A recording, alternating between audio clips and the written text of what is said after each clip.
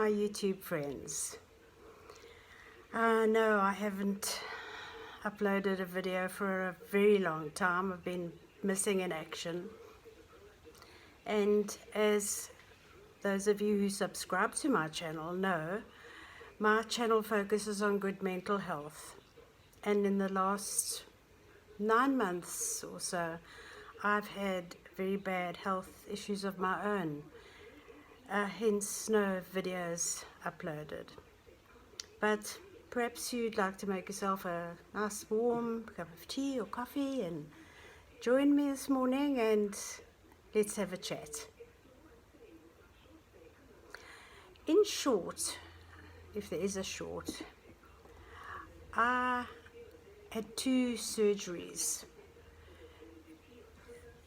last November, and I had a bad reaction to the anesthetic, and I've been fighting my way back ever since. Having surgery and therefore anesthetic is something we don't prepare ourselves for as mental health sufferers, do we? I blindly went into surgery, never for a moment thinking that a particular anesthetic could have an adverse reaction on one of my medications. And then to compound the problem, I had to have a second emergency surgery 1 week later. And yes, you guessed, they gave me the same anesthetic. So, first tip. If you ever have to undergo surgery and are on medication for your mental health, like I am, insist on an appointment with the anaesthetist beforehand and discuss your current meds and your mental health diagnosis, etc. Discuss it all beforehand, and hopefully this will never happen to you. This is really something worth remembering. It's something I will never ever forget. It's been the most awful experience for me. And one day perhaps we'll talk about it more in detail, but at the moment I just wanted to say hello, and I'm back, and mostly I want the big takeaway to be, as mental health sufferers and people who are forced to take medication for our mental health every day, let us be aware of this. Something I wasn't aware of, I wasn't warned about it, and we need to be aware of this. So I definitely would not be going into another surgery without some very good deep research into the anesthetic beforehand. Before my surgery, I'd been on the same medication for about 20 years for my depression and anxiety, and they were completely under control. In fact, I might have even become a bit too self-confident. I was so full of myself that I wrote a book called Life After Depression. Well, did that blow up in my face? I now know that the book should have been called Living with Depression, and I don't mean that as a negative statement in any way, but I think we do need to understand that we are living with depression, and when we're taking our meds and it's under control, that means we're living with the depression. We're not living after the depression. Now I know that my depression is just waiting in the wings, waiting for a tiny little chink in my armor so they can sneak back in unannounced.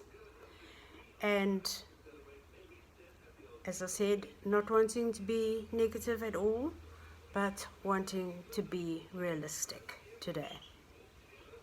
When my psychiatrist wanted to change my meds after the whole surgery and anesthetic episode, I threw a tantrum, telling him he couldn't change my meds that worked perfectly for me for 20 years. You are not changing that, what's always worked for me, I said. And he replied, well, is it working for you now? It certainly doesn't look like it. And of course he was right. The anesthetic reaction had caused the need for completely different chemical treatment to my depression that I didn't understand. And all I was just grasping at these straws to get back that person that I used to have, that person who was used to her medication, who took it and it worked. But I've learned some very valuable lessons. So eventually I gave in, of course, and I allowed my prescription to be changed.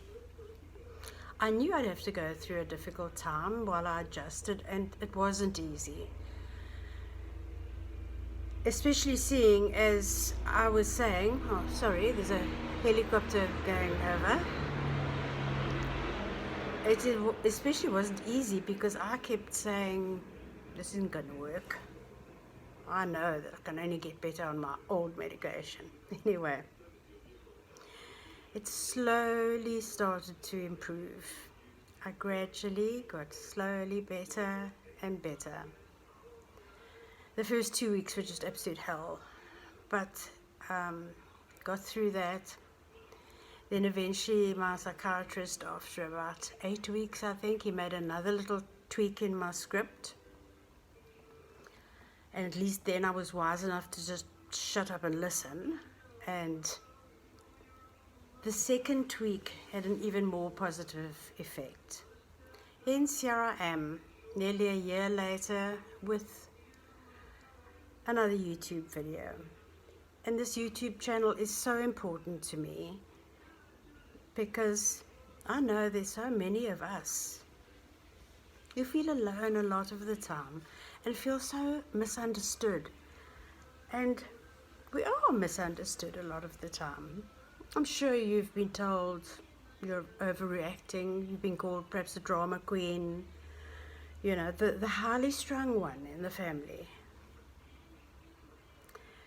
People don't really understand, and so that is why this YouTube channel is so important to me, that we can be together, we can not feel alone, we can talk to each other about things, and you can perhaps ask me questions, I can ask you questions, and we can support each other this way.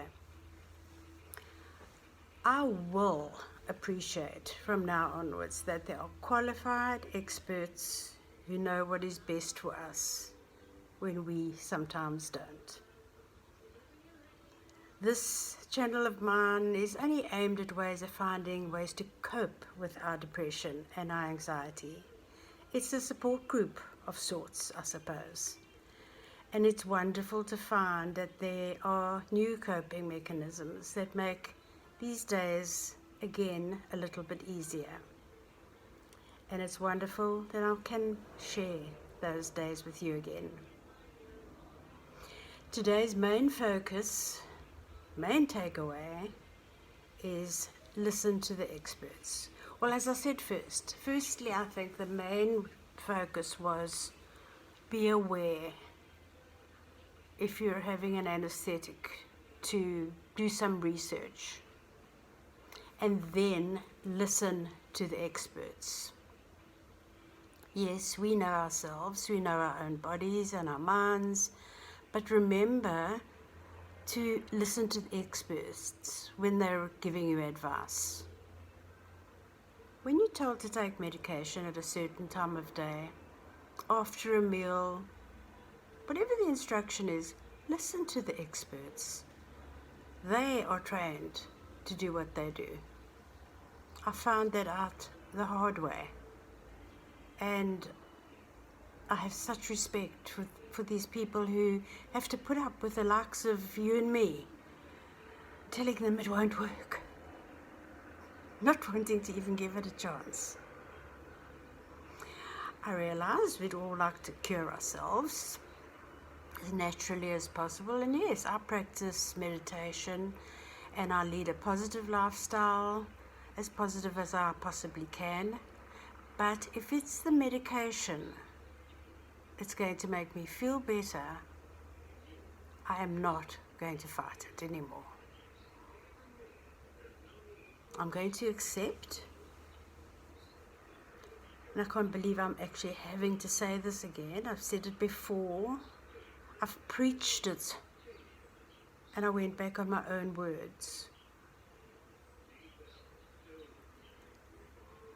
If you're given medication to take it as they instruct you to take it. Don't fight against it. If you're a diabetic and you were put on insulin, you would have your insulin every day. You wouldn't say, well, today actually I feel a bit better. I think I'll leave my insulin today, because you know that by tomorrow you're not going to be in such a good place. If you had an underactive thyroid and that made certain changes start happening in your body and you went onto medication, you wouldn't be shy about it. You take your medication and you would very soon see the change, like we do when we take medication for our mental health. We wouldn't become terrified of an addiction to our thyroid medication. We would just know that we had perhaps an underactive thyroid, or we were diabetic, and that was going to be our medication for the rest of our lives. We wouldn't even think about becoming addicted. Well, what would be the good of even discussing it?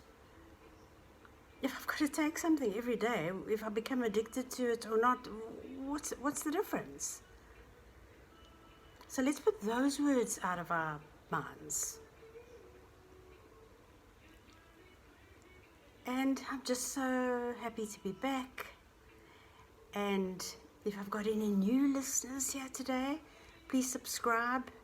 And I will be bringing out weekly videos, and we'll chat, and we'll try and be a support to each other in our mental health journey, and try and keep it a good mental health journey.